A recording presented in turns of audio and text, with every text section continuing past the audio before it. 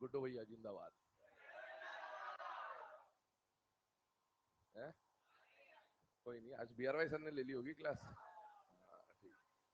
आए वो, कोई नहीं, वो उनको शायद बीआर वाई सर को कुछ काम रहा होगा तो है। अच्छा। क्या?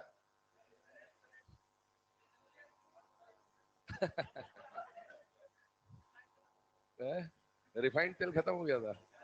तो इसकी कुछ कहानी है क्या इसके पीछे? अच्छा। अच्छा, फिर वाइस वैसा से मैं पूछ लूंगा कहानी। ठीक है। चलिए, अभी देखो, कल हम लोगों ने जो डिस्कशन किया था उसके बाद आगे बढ़ते हैं, है ना। ट्रिक के ऊपर बात करेंगे। कल हम लोगों ने सीरीज की बात करी थी कि मॉलिक्यूलर ऑर्बिटल थ्योरी में कैसे आप लोग 1 से लेकर 14 इलेक्ट्रॉन के लिए पहली सीरीज और 15 से लेकर 20 इलेक्ट्रॉन के लिए दूसरी सीरीज का यूज कर सकते हैं। ठीक है। अब यहाँ पर हम लोग कॉन्सेप्ट तो सीख चुके, बट कॉन्सेप्ट के अलावा ट्रिक पे बात करेंगे। क्यों ट्रिक सीख रहे हैं? क्योंकि वो जो बॉन्ड ऑर्डर निकालने के लिए एनबी एनए ये सब करना पड़ रहा था, उसमें अपन टाइम बचाना चाहते हैं। तो है ना, कुछ एक ट्रिक चलती है मार्केट में, उसके ऊपर बात करें तो पहला आता है बेटा नंबर ऑफ इलेक्ट्रॉन्स, फिर आ जाता है बेटा बॉन्ड ऑर्डर, और फिर आ जाता है बेटा मैग्नेटिक नेचर। ठीक है, कि पैरा होगा या डाया होगा, इस तरह की बातें यहां पर आने वाली है। पहली बात आपको दिमाग में ये क्लियर करनी है कि ये जो सीरीज अपन पढ़ रहे हैं, ये सीरीज किसके लिए एप्लीकेबल है बेटा? It is applicable for homo diatomic species. Homo diatomic species मतलब ये सीरीज हेट्रोडाइटोमिक पे नहीं लगेगी, किस पे लगेगी? होमोडाइटोमिक। होमोडाइटोमिक मतलब कल जितने भी एग्जांपल अपन ने लिखे थे या देखे थे, H2 B2 B2 plus N2 plus N2 minus, वो सारे के सारे क्या है बेटा? होमोडाइटोमिक। ठीक है।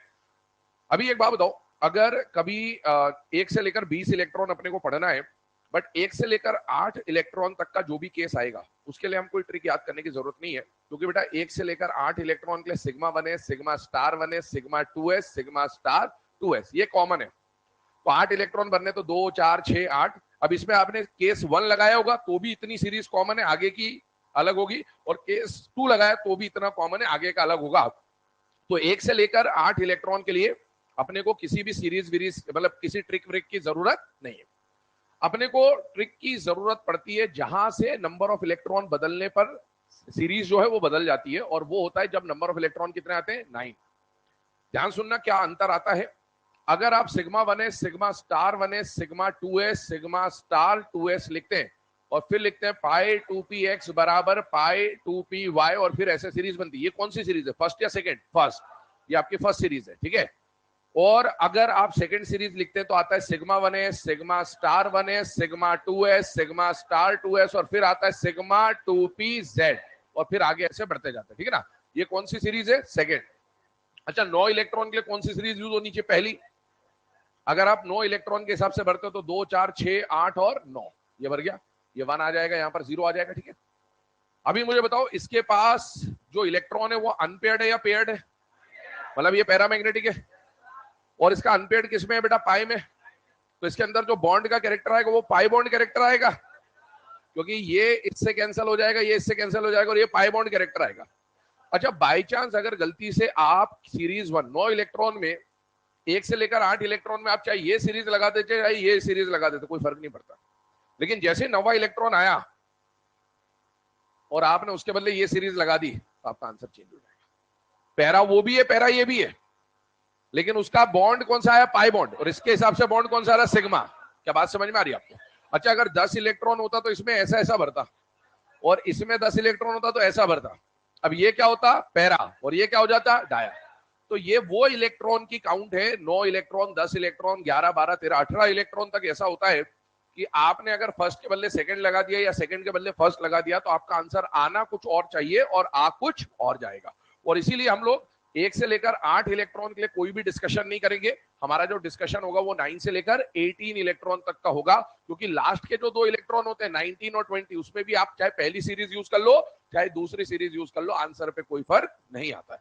तो हम लोग डिस्कशन करेंगे about 9 electron, 10 electron, 11 electron, 12 electron, 13 14। तो इनके लिए हमारा ट्रिक में डिस्कशन होने वाला है 17, और यहां ले लिया मैंने 18। ठीक है। अब ध्यान से देखिएगा, अगर हम इन सीरीज के बारे में बात करें, ट्रिक के बारे में बात करें, तो बेटा कोई भी ट्रिक जो होती है ना उसका कुछ एक रेफरेंस सेट करना पड़ता है कि भैया ये ट्रिक यहां से शुरू होगी। तो बेटा यहां पर हम लोग रेफरेंस के फॉर्म में लेंगे 14 इलेक्ट्रॉन को, 14 इलेक्ट्रॉन की अगर मैं बात करूं तो 14 इलेक्ट्रॉन वाला कल एक एग्जांपल आपको दिया गया था, वो एग्जांपल है बेटा N2। कौन सा एग्जांपल है बेटा? N2। भैया 14 इलेक्ट्रॉन का डाई एटॉमिक मॉलिक्यूल जो हर किसी बच्चे को पता रहता है या याद रहता है वो कौन है बेटा? N2। मुझे बताइए N2 में टोटल कितने इलेक्ट्रॉन है? 14। और N2 में नाइट्रोजन नाइट्रोजन में कैसा बॉन्ड होता है? सिंगल, डबल या ट्रिपल? ट्रिपल। तो इसका बॉन्ड ऑर्डर हम लोगों को पहले से पता है कि N2 में कैसा बॉन्ड आएगा? ट्रिपल बॉन्ड आएगा। और ये आपके लिए ट्रिक का रेफरेंस है, बेस है, और यहीं से हम ट्रिक को स्टार्ट करेंगे। अब ट्रिक क्या बोलती है, ध्यान सुनिएगा। ट्रिक ये बोलती है कि 14 से चाहे आप एक एक इलेक्ट्रॉन बढ़ाओ, चाहे 14 से आप एक एक इलेक्ट्रॉन घटाओ, हर इलेक्ट्रॉन के साथ बॉन्ड ऑर्डर 0.5 से कम होगा। यहां पर जाने पर भी 0.5 से कम होगा और यहां पर जाने पर भी 0.5 से कम होगा। जैसे पहले इधर बढ़ते हैं तो 3 के बाद एक इलेक्ट्रॉन आ गया, 0.5 से कम करते जाओ, 2.5, 2, 1.5, 1। अच्छा, अगर 19th इलेक्ट्रॉन होता तो 0.5 और 20 इलेक्ट्रॉन होता तो 0। बॉन्ड ऑर्डर 0 आ गया, मतलब बॉन्ड बना कि नहीं बना? नहीं। इसका मतलब वो एग्जिस्ट ही नहीं करेगा। कल He2 का एक एग्जांपल देखा जैसा है ना। अच्छा, इधर आते तो भी बॉन्ड ऑर्डर आधे से कम होगा तो 2.5, 2, 1.5, 1, और यहां पर क्या आ जाएगा बेटा? 0.5। और इधर आते तो फिर 0 आ जाएगा और फिर वो 8 इलेक्ट्रॉन हो जाएंगे और 8 के पहले 1, 2, 3, 4, 5, 6, 7, 8 होता है, तो अपन उसको फटाफट सॉल्व कर सकते हैं। ठीक, अब आते हैं मैग्नेटिक नेचर पे, ध्यान सुनिएगा बेटा। मैग्नेटिक नेचर की बात करें तो एक बात अपन सुन के चलते हैं, वो क्या है? Odd electron species are always paramagnetic. क्या ये ऑड इलेक्ट्रॉन है बेटा? हाँ। पैरा? क्या ये ऑड इलेक्ट्रॉन है? हाँ बेटा पैरा। ये ऑड है पैरा, ये ऑड है पैरा, ये ऑड है para. Odd electron species are always. अब बचे हुए क्या है बेटा? इवन। इवन इलेक्ट्रॉन वाले जो स्पीशीज होते हैं ना, वो पैरा भी हो सकते हैं और वो डाया भी हो सकते हैं। पैरा भी हो सकते हैं और डाया भी। तो इवन वाले पैरा भी हो सकते हैं, इवन वाले डाई भी हो सकते हैं। पर जब हम डायटोमिक स्पीशीज की बात करें ना, किसकी बात करें? डायटोमिक। और वो भी कौन से? एमओटी वाले डायटोमिक, मतलब 1 से 20 वाले डायटोमिक की जब हम बात कर रहे हैं, तो आपको एक बात ध्यान रखना है, इवन वाले जनरली कैसे निकलेंगे? डाया। जनरली कैसे निकलेंगे? डाया। केवल पैरा कब निकलेगा? जब बॉस आएगा। कौन आएगा? बॉस। बॉस कहने का मतलब है B2O2H2। कौन आएगा? B2O2H2। अगर आपको ऑड इलेक्ट्रॉन दिख रहा है तो ऑड तो पैरा है, इवन वाला पैरा भी होता है, डाया भी होता है। लेकिन अभी मैं पॉली एटॉमिक की बात कर रहा हूं या डायटोमिक की बात कर रहा हूं? डायटोमिक। डायटोमिक में इवन वाले 1 से 20 वाले जो इवन वाले होंगे वो जनरली क्या निकलेंगे? डाया। केवल बॉस वाले क्या होंगे बेटा? पैरा। बॉस है अपनी चलाएगा, बाकी दुनिया बोलेगी डाया डाया, बॉस है मैं बॉस हूं, मैं तो पैरा रहूंगा, ऐसा वाला कहानी है ना। तो मुझे बताइए यहां पर B2 कहने का मतलब है कितने इलेक्ट्रॉन होंगे? 10। तो 10 वाला कैसा निकल रहा है? पैरा। O2 मतलब कितने इलेक्ट्रॉन है? 16। 16 इलेक्ट्रॉन वाला कैसा आया? पैरा। S2 मतलब कितने इलेक्ट्रॉन है? 32। 32 वाला इसमें है ही नहीं। और बाकी जितने भी बचे वो क्या हो जाएंगे? डाया, डाया और डाया। तो इस तरह से अपने को सॉल्व करना है। Odd electron species always paramagnetic. Even आने पर बॉस क्या हो जाएगा बेटा? पैरा। बाकी सब इवन वाले क्या हो जाएंगे? Dia. In case of MOT, in case of MOT. ठीक है, आइए अब इसमें बात करते और कुछ कंडीशंस के बारे में डिस्कशन करेंगे। ध्यान से देखना है ना, यहां पर मैं लिख देता हूं वापस से बॉस वाली जो ट्रिक है ताकि आपको ध्यान रहेगी। B2O2S2 ये कैसे मिलेंगे आपको? पैरामैग्नेटिक। ठीक है ना, ये पॉइंट है, इसको नोट डाउन करिए, पहले आगे बढ़ते हैं।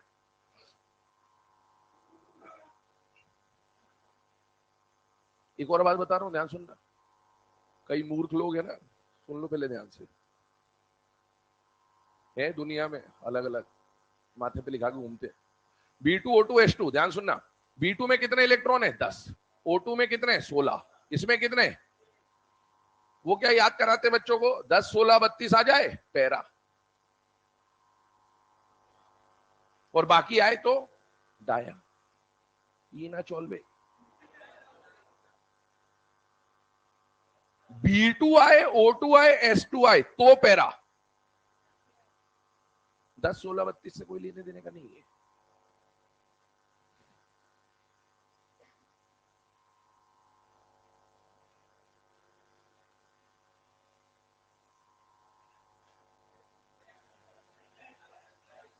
खत्म, खलास, फिनिश। इसीलिए यूट्यूब वालों पर भरोसा नहीं करते जीवन में।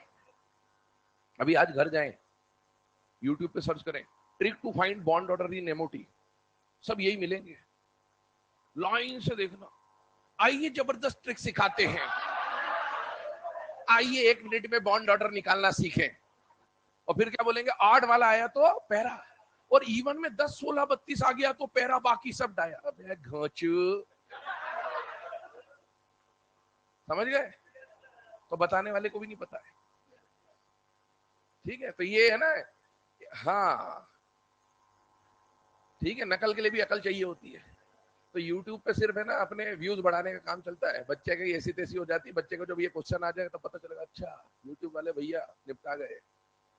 ठीक है, इसीलिए ज्यादा भरोसा ना करें। YouTube एकेडमी से ज्यादा पढ़ने का नहीं है। अच्छा, बच्चे को भी बहुत मजा आता है, अरे वाह क्या ट्रिक बताइए। और बच्चे को ये नहीं पता कि जब ये ट्रिक लेके डूबेगी तो फिर 1 साल बस, फिर यहीं कहीं मिलेगा भीड़ में बैठा हुआ, फिर समझ आएगा अच्छा ऐसा था कि 10 16 32 याद नहीं करना था। ट्रिक बनाना, जुगाड़ बनाना आसान है, लेकिन कहाँ लगेगा कहाँ नहीं लगेगा ये भी पता होना चाहिए ना।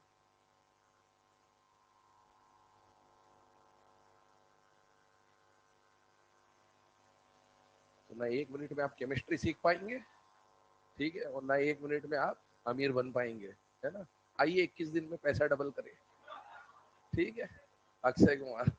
तो ऐसे चीजों से बच के रहें जो 1 मिनट 2 दिन 10 दिन 20 दिन वाले होते हैं। जिस सब्जेक्ट को जितना समय लगेगा सीखने का वो लगेगा, है ना। 4 दिन में 5 दिन में 10 दिन में क्रैश कोर्स में कुछ नहीं होता। इसलिए पढ़ें, इत्मीनान से पढ़े, तसल्ली से पढ़े। जब तक चीजें कॉन्सेप्ट क्लियर नहीं होंगे तब तक ना 10 दिन काम आएगा ना 20 दिन काम आएगा, इसलिए पढ़े इत्मीनान से, ठीक है। चलिए, ये ट्रिक लिख लिया सब लोगों ने। ये किसके लिए एप्लीकेबल है, होमोडाइटोमिक, ठीक है ना। होमोडाइटोमिक स्पीशीज आते हैं तो उनके लिए आप फटाफट ये ट्रिक लगा के कैलकुलेशन कर सकते हैं। और ये क्या है कि अपना टाइम बचाता है। कई बार है ना एग्जाम में क्या होता है कि अपने को बार बार जब कंपैरिजन के क्वेश्चन आते हैं ना, तो उसमें एक एक स्पीशीज का सीरीज लिखने में बहुत टाइम वेस्ट होता है। तो उस टाइम को बचाने के लिए ये ट्रिक काम आती है। कई बार ऐसा नहीं कि काम की नहीं, बहुत हेल्पफुल ट्रिक है। अभी हम देखते हैं कि कब ये ट्रिक से काम चल जाएगा, कौन से क्वेश्चन में ट्रिक से काम नहीं चलेगा।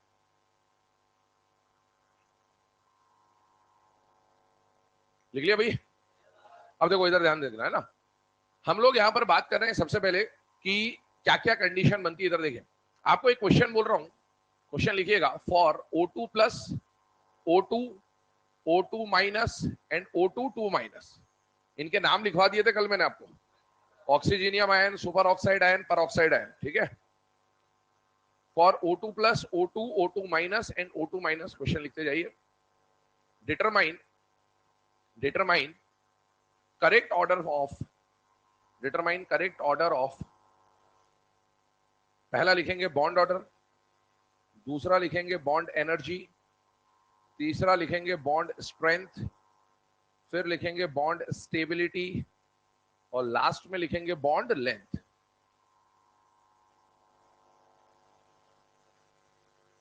फॉर ये चारों लिख के डिटरमाइन करेक्ट ऑर्डर ऑफ, पहला बॉन्ड ऑर्डर, दूसरा बॉन्ड एनर्जी, तीसरा बॉन्ड स्ट्रेंथ, फिर बॉन्ड स्टेबिलिटी।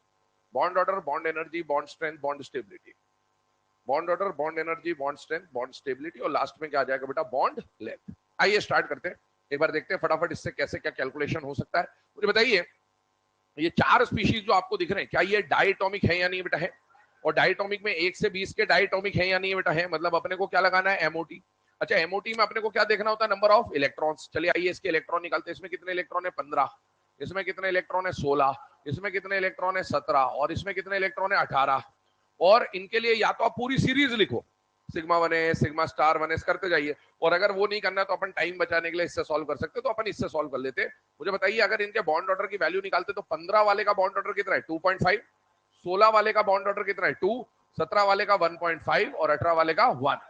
सबका बॉन्ड ऑर्डर सेम है, अलग अलग है। कल अपन ने नोट में जो लास्ट 2 पॉइंट्स लिखे थे उसमें लिखा था बॉन्ड ऑर्डर। पहले तो एक बार बताओ, बॉन्ड ऑर्डर का ऑर्डर बनाते हैं, सबसे ज्यादा बॉन्ड ऑर्डर किसका बेटा, O2 प्लस का, उससे कम किसका बेटा, O2 का, उससे कम किसका बेटा, O2 माइनस का, और उससे कम किसका बेटा, O2 2 माइनस का। जिसका बॉन्ड, याद करो, bond order is directly proportional to bond energy, bond strength, bond stability, ऐसा लिखा था हम लोगों ने। तो जिसका बॉन्ड ऑर्डर ज्यादा, उसका बॉन्ड स्ट्रेंथ भी ज्यादा होगा, उसकी बॉन्ड एनर्जी भी ज्यादा होगी, उसकी बॉन्ड स्टेबिलिटी भी ज्यादा होगी। मतलब जो ऑर्डर बॉन्ड ऑर्डर का है वही order bond energy, bond strength, bond stability का होगा, लेकिन बॉन्ड लेंथ का जो ऑर्डर है वो ठीक इसका रिवर्स हो जाएगा। ये आपका क्वेश्चन हो गया पहला। इधर देखते रहिए, दो क्वेश्चन करा देता हूं, एक साथ लिख लेना दोनों को। सेकेंड क्वेश्चन इधर देखेंगे, क्वेश्चन लिखाऊंगा थोड़ी देर के बाद। अभी यहां पर मैंने लिखा है N2, N2 प्लस और N2 माइनस, ठीक है। इनके लिए भी वैसे ही क्वेश्चन करेंगे। इसके लिए हमें क्या कैलकुलेट करना है, इसके लिए पहले तो हम कैलकुलेट करेंगे बॉन्ड ऑर्डर का ऑर्डर, और दूसरा हम लोग कैलकुलेट करेंगे बॉन्ड स्टेबिलिटी का ऑर्डर, ठीक है। दो ही चीजें निकाल रहे हैं इसके लिए।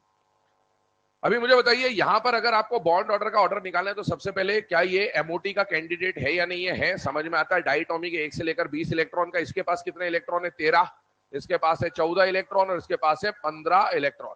इसका बॉन्ड ऑर्डर, हमारा कॉन्सेप्ट ही यहीं से शुरू हुआ था। इनका बॉन्ड ऑर्डर अगर मैं निकालता हूं तो इसका कितना आएगा 2.5, इसका आएगा 3 और इसका आएगा 2.5। मुझे बताइए तीनों के बॉन्ड ऑर्डर में सबसे ज्यादा बॉन्ड ऑर्डर किसका है बेटा, N2 का। जिसका बॉन्ड ऑर्डर सबसे ज्यादा, उसका ऑर्डर ऐसे बना दिया, और इन दोनों का बॉन्ड ऑर्डर क्या है, बराबर। तो N2 प्लस और N2 माइनस का बॉन्ड ऑर्डर क्या है, बराबर। तो इसका बॉन्ड ऑर्डर सबसे ज्यादा और इन दोनों का बॉन्ड ऑर्डर क्या है, बिल्कुल सेम, ठीक है। अब मुझे बताओ, बॉन्ड ऑर्डर तो सेम हो गया, जिसका बॉन्ड ऑर्डर ज्यादा उसकी बॉन्ड स्टेबिलिटी भी तो ज्यादा। लेकिन जिन दोनों का बॉन्ड ऑर्डर सेम है, क्या उनकी बॉन्ड स्टेबिलिटी बराबर हो जाएगी क्या, नहीं।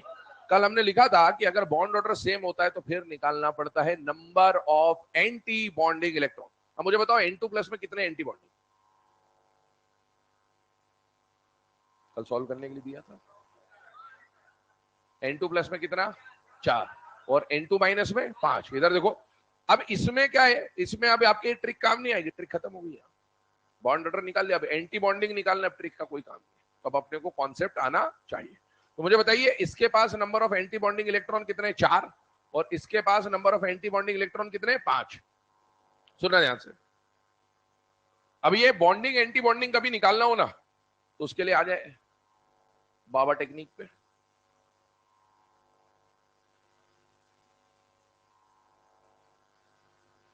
ठीक है, बाबा ठीक है।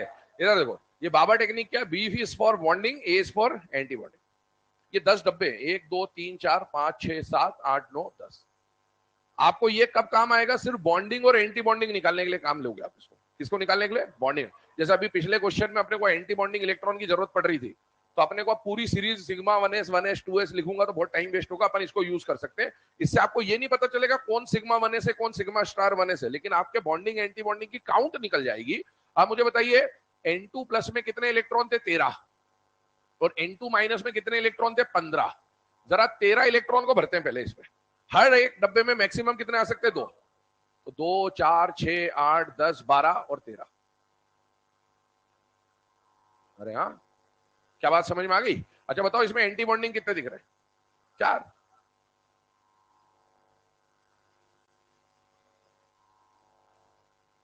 हाँ भाई, और N2 माइनस के लिए निकालना तो फिर से लिखते हैं बाबा बाबा बा। बहुत बढ़िया, ठीक है। अब मुझे बताओ कितने इलेक्ट्रॉन भरने, 15। 2 4 6 8 10 12 14 और 15। अब इसमें एंटी बॉन्डिंग कितने आ गए, 5।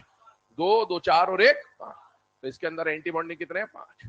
तो अपने को अगर सिग्मा 1s सिग्मा 2s वगैरह वगैरह लिखने में थोड़ा आलस आ रहा है, वो भूल भाल गए, तो ये बाबा टेक्निक से भी इस्तेमाल कर सकते हैं। यहाँ पर बॉन्डिंग एंटी बॉन्डिंग कितने हैं, 4। यहाँ पर एंटी बॉन्डिंग कितने हैं, 5।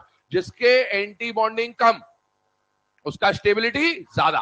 तो N2 प्लस का स्टेबिलिटी ज्यादा और N2 माइनस का स्टेबिलिटी कम। अच्छा, अगर इसमें बॉन्ड स्टेबिलिटी के बदले बॉन्ड एनर्जी पूछता, या बॉन्ड स्ट्रेंथ पूछता, या बॉन्ड लेंथ पूछता, तो बेटा जो ऑर्डर बॉन्ड स्टेबिलिटी का है वही ऑर्डर बॉन्ड स्ट्रेंथ का आएगा, वही ऑर्डर बॉन्ड एनर्जी का आएगा, और उसका उल्टा ऑर्डर बॉन्ड लेंथ का आएगा। ठीक है, नोट डाउन कर लीजिए इसे।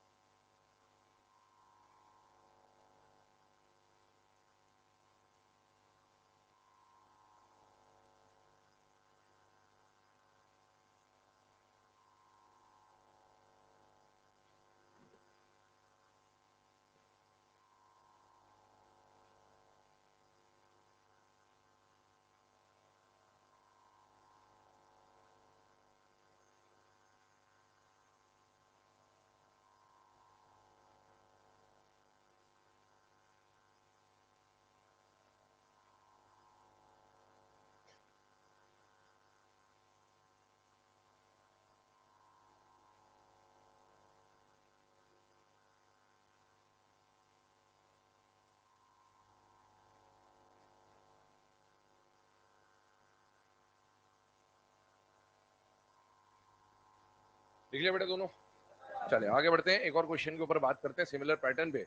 मान लीजिए ये N2 प्लस N2 और N2 माइनस के बदले सपोज आपको दिया जाता Li2 प्लस और Li2 माइनस, और आपको बोला जाता है इसका बॉन्ड ऑर्डर का ऑर्डर बनाइए, और दूसरा बोला जाता है बेटा इसका बॉन्ड स्टेबिलिटी का ऑर्डर बनाइए। चलिए ये आपको सॉल्व करना है।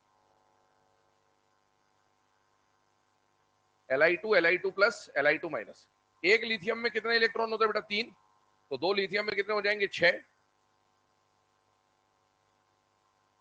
तो यहां पर आ जाएंगे 6 इलेक्ट्रॉन, यहां पर आ जाएंगे 5 इलेक्ट्रॉन, और यहां पर आ जाएंगे 7 इलेक्ट्रॉन।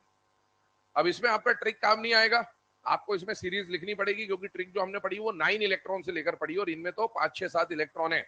तो आपको यहाँ पर इनकी सीरीज पता होनी चाहिए, सिग्मा बने, सिग्मा स्टार बने, वगैरह वगैरह।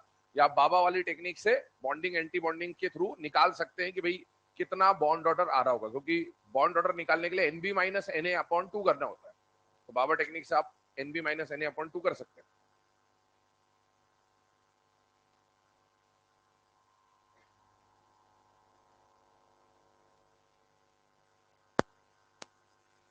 Li2 का बॉन्ड ऑर्डर कितना निकल के आ रहा है बेटा? 1, बिल्कुल सही है, बिल्कुल परफेक्ट है। इसका बॉन्ड ऑर्डर कितना आएगा बेटा? हाफ, 0.5, और इसका बॉन्ड ऑर्डर भी 0.5। अब मुझे बताओ तीनों में से सबसे ज्यादा बॉन्ड ऑर्डर किसका बेटा? Li2 का। जिसका बॉन्ड ऑर्डर सबसे ज्यादा, ऐसे लिख दिया, और इन दोनों का बॉन्ड ऑर्डर क्या आ रहा है? बराबर। तो Li2 प्लस और Li2 माइनस अपन ने क्या लिख दिए? बराबर, ठीक। लेकिन जब इधर बताओ जिसका बॉन्ड ऑर्डर सबसे ज्यादा उसकी बॉन्ड स्टेबिलिटी भी सबसे ज्यादा, लेकिन जिनका बॉन्ड ऑर्डर बराबर है उसमें क्या देखना पड़ता है? Anti bonding electron. अभी बाबा टेक्निक से आपने इसके एंटी बॉन्डिंग निकाले होंगे, इसके पास एंटी बॉन्डिंग आएंगे कम, और इसके पास एंटी बॉन्डिंग आएंगे ज्यादा। इसके पास कितने एंटी बॉन्डिंग बोलिए? और इसके पास 3, और जिसके पास एंटी बॉन्डिंग कम है उसकी स्टेबिलिटी ज्यादा। तो Li2 प्लस मोर स्टेबल और Li2 माइनस लेस स्टेबल।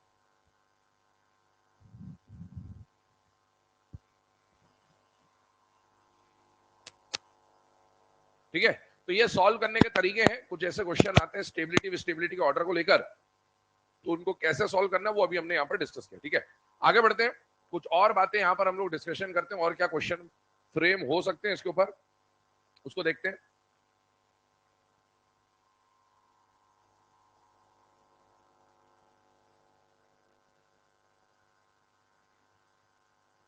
चले आइए यहां पर डिस्कशन करते हैं कुछ और क्वेश्चंस के ऊपर। क्वेश्चन बोल रहा हूं, लिखिएगा। Determine which of the following pair of species determine which of the following pair of species are isoelectronic. Determine which of the following pair of species are isoelectronic.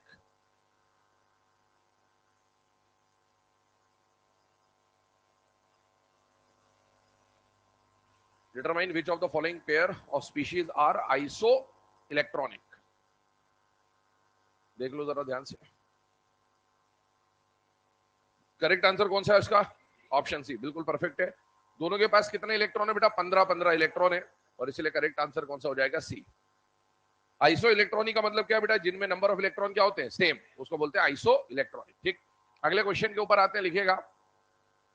Determine the set of species, determine the set of species which have which have same bond order, which have same bond order but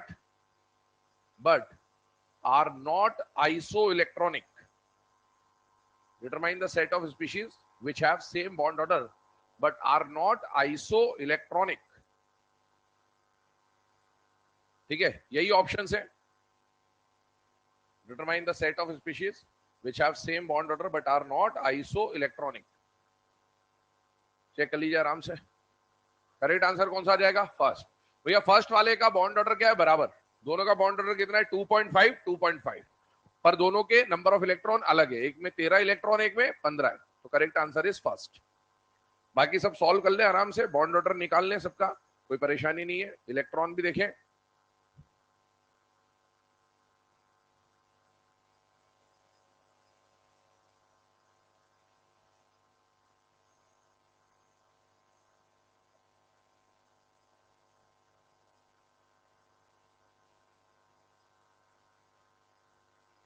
चलिए अगला question बोल रहा हूं, लिखिएगा। Determine the set of species, determine the set of species which are isoelectronic, which are isoelectronic and have same bond order, which are isoelectronic and have same bond order, which are isoelectronic and have same bond order। ठीक है, options लिखे हुए हैं।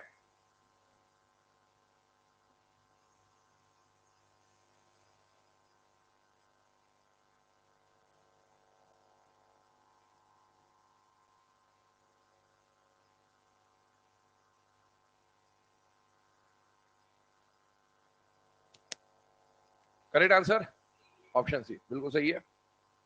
ये दोनों iso electronic भी है और मेरे हिसाब से आइसो इलेक्ट्रॉनिक ये दोनों ही है, इसके अलावा कोई है ही नहीं। तो क्वेश्चन में आपसे पूछा कौन आइसो इलेक्ट्रॉनिक और बॉन्ड ऑर्डर सेम है, तो आइसो इलेक्ट्रॉनिक जब एक ही है तो आंसर वही होगा ऑब्वियसली। जिनके इलेक्ट्रॉन सेम होते हैं उनका बॉन्ड ऑर्डर भी क्या आ रहा होगा बेटा, सेम ही आ रहा होगा। इन दोनों में 14 इलेक्ट्रॉन और दोनों का बॉन्ड ऑर्डर भी कितना होगा, 3 and 3, क्योंकि 14 इलेक्ट्रॉन वाले का बॉन्ड ऑर्डर कितना होता है, 3। अगला क्वेश्चन बोल रहा हूं, लिखिएगा। विच of the following set of species, which of the following set of species are paramagnetic in nature, which of the following set of species are paramagnetic in nature, which of the following set of species are paramagnetic in nature।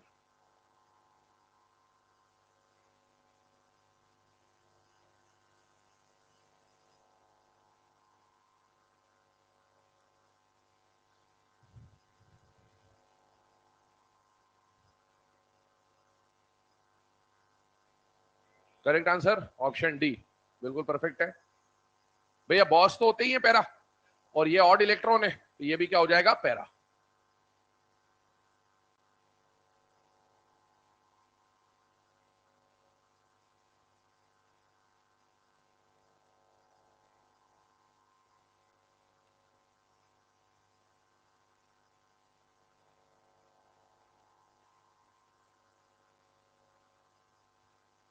चलिए question बोल रहा हूं next, लिखिएगा। In which of the following equation, in which of the following equation bond order gets increased, in which of the following equation bond order gets increased and in which of the following equation bond order gets increased and magnetic nature remains same, magnetic nature remains same। कहना क्या चाहता है हिंदी में, समझे इसको कि भैया किसमें लेफ्ट टू राइट जाने पर बॉन्ड ऑर्डर तो बढ़ रहा है लेकिन मैग्नेटिक नेचर सेम है। मैग्नेटिक नेचर सेम रहने का मतलब है अगर रिएक्टेंट पैरा है तो प्रोडक्ट भी पैरा होगा, रिएक्टेंट डाया है तो प्रोडक्ट भी डाया होगा। इस तरह की बात हो रही है, चेक करिए आराम से, सॉल्व हो जाएगा, सिंपल सा क्वेश्चन है। Correct option is C. एक ही तो ऑप्शन है जिसमें बॉन्ड ऑर्डर बढ़ रहा है और वो यही ऑप्शन है, बाकी सब में तो बॉन्ड ऑर्डर घट रहा है। अब देखो ये 3 से क्या हो रहा है 2.5, तो यहाँ तो बॉन्ड ऑर्डर डिक्रीज हो रहा है। ये 3 से क्या हो रहा है 2.5, बॉन्ड ऑर्डर डिक्रीज हो रहा है। हाँ, मैग्नेटिक नेचर की बात करूं तो डाया से पैरा, डाया से पैरा, O2 से O2 प्लस 2 से 2.5 बन रहा है। ये पैरा है, ये भी पैरा है, और ये O2 से O2 माइनस बॉन्ड ऑर्डर यहाँ पर कम हो रहा है, 2 से 1.5 जा रहा है। ये पैरा, ये पैरा है, मैग्नेटिक नेचर यहाँ भी सेम है लेकिन बॉन्ड ऑर्डर इंक्रीज कराना है, डिक्रीज नहीं कराना है, तो इसलिए आंसर सी वाला ऑप्शन हो जाएगा। चलिए नेक्स्ट क्वेश्चन बोल रहा हूं, लिखिएगा। Determine the correct order of bond length, determine the correct order of bond length for दो केस लिखे आपके सामने, एक CO और एक CO plus. Determine the correct order of bond length, दो केस लिखे आपके सामने, CO और CO प्लस, CO और CO प्लस। अच्छा मुझे बताओ, अगर इसमें हम लोग देखो इतना समझ में आ रहा है, दो मतलब डायटोमिक स्पीशीज 1 से 20 इलेक्ट्रॉन वाले, इसके पास कितने इलेक्ट्रॉन है बेटा 14, और इसके पास कितने बेटा 13। अच्छा मुझे बताओ अगर बॉन्ड ऑर्डर निकालोगे तो इसका बॉन्ड ऑर्डर कितना आएगा 3 और इसका बॉन्ड ऑर्डर कितना आएगा 2.5, है ना। अब मुझे बताओ जिसका बॉन्ड ऑर्डर ज्यादा उसकी बॉन्ड लेंथ कम, तो इसका मतलब है सबसे कम बॉन्ड लेंथ किसकी होनी चाहिए, CO की, और उससे ज्यादा बॉन्ड लेंथ किसकी होनी चाहिए बेटा, CO प्लस की। ठीक है, तो ये आंसर निकल के आ जाता है जो कि गलत है। ऐसा आंसर आना चाहिए था पर ये गलत है। क्यों गलत है, आपने क्या करा यहाँ पर, ये 3 निकाल दिया, 2.5 निकाल दिया,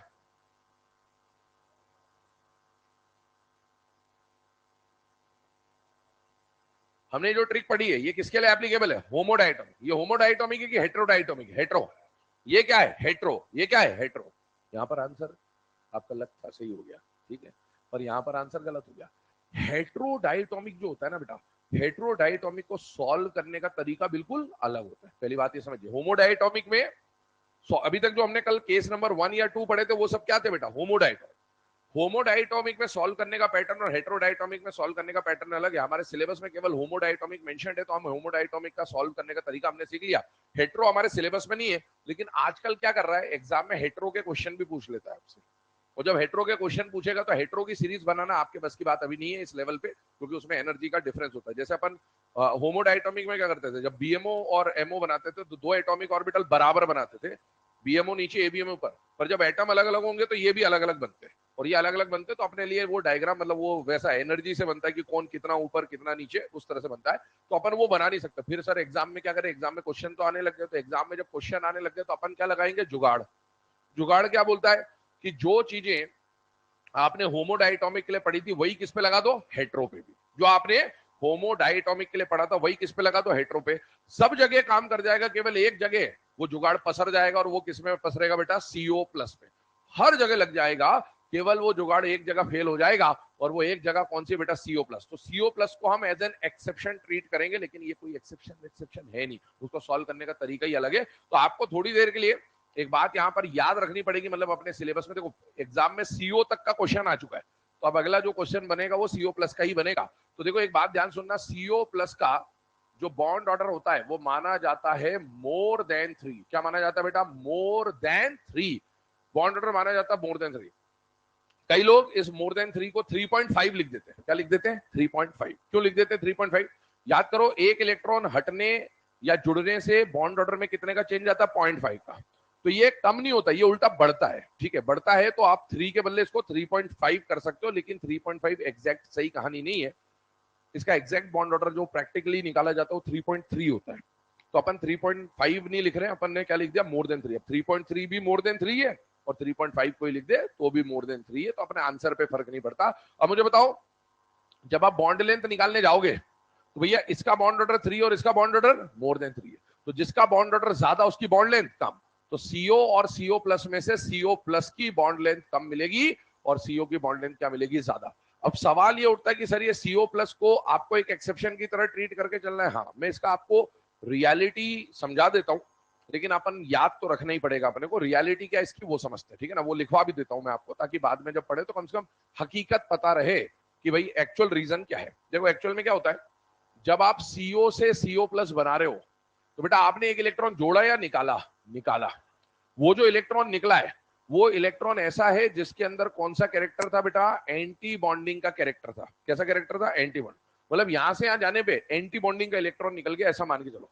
और बेटा अगर एंटी बॉन्डिंग का इलेक्ट्रॉन यहां रहता तो स्टेबल करता कि अनस्टेबल करता? अनस्टेबल। और अनस्टेबल करने वाला इलेक्ट्रॉन आपने निकाल दिया। तो अगर अनस्टेबल करने वाला इलेक्ट्रॉन निकल रहा है, मतलब स्टेबिलिटी बढ़ेगी या कम होगी? बढ़ेगी। तो इसके मुकाबले ये ज्यादा स्टेबल। और स्टेबिलिटी ज्यादा कब होगी? जब बॉन्ड ऑर्डर बढ़ेगा कि कम होगा? बढ़ेगा। तो इसीलिए CO प्लस का बॉन्ड ऑर्डर क्या होता है बेटा? मोर देन 3 होता है। तो काम करें, पहले तो ये जो लिखा हुआ है आपके सामने इसको नोट डाउन करिए, फिर ये इक्वेशन लिखिएगा। इसका रीजन में स्टेटमेंट के फॉर्म में आपको लिखवा देता हूं।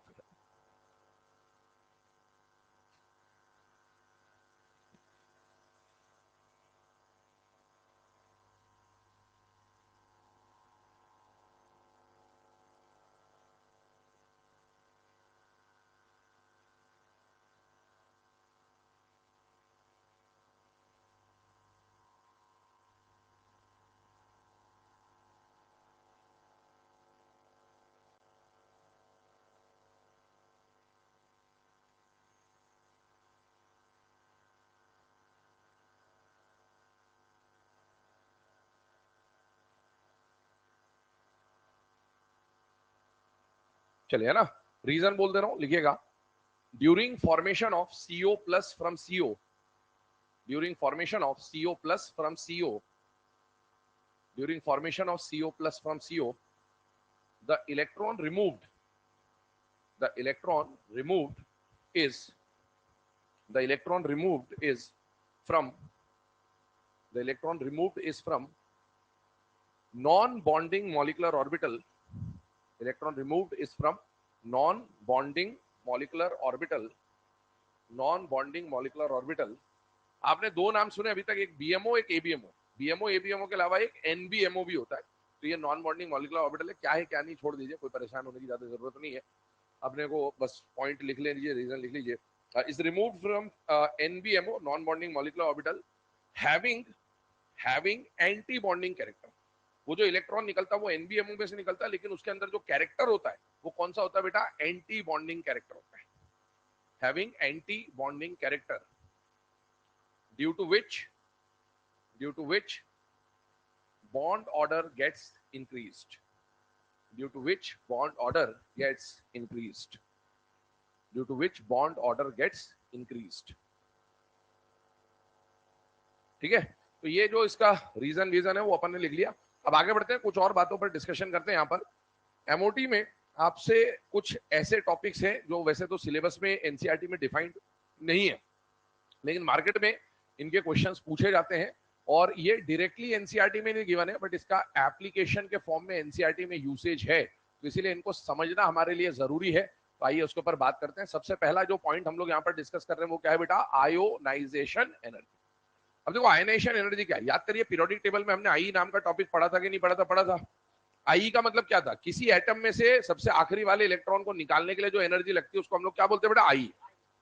लेकिन एक बात बताओ, जब आपको, अब देखो क्वेश्चन समझना है ना, एग्जाम में जब आई का क्वेश्चन आएगा तो क्वेश्चन दो तरह का होगा, या तो वो क्वेश्चन पीरियोडिक टेबल का होगा या वो क्वेश्चन केमिकल बॉन्डिंग का होगा। तो अपने को पहले तो क्वेश्चन को जज करना पड़ेगा, है ना।